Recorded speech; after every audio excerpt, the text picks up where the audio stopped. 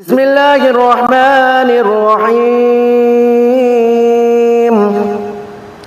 سبح اسم ربك الأعلى الذي خلق فسوى والذي قدر فهدى والذي أخرج المرعى فجعله غثاء أحوى سنقرئك فلا تنسى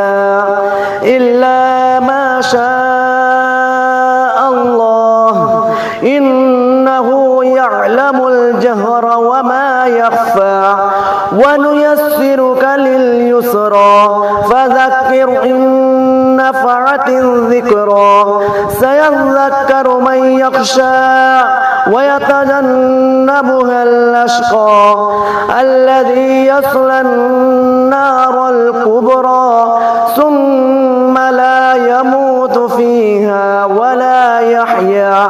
قد أفلح من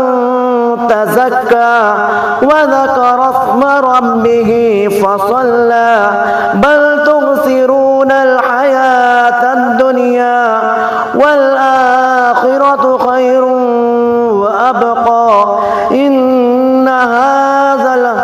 إن هذا لفي الصحف الأولى صحف إبراهيم وموسى صدق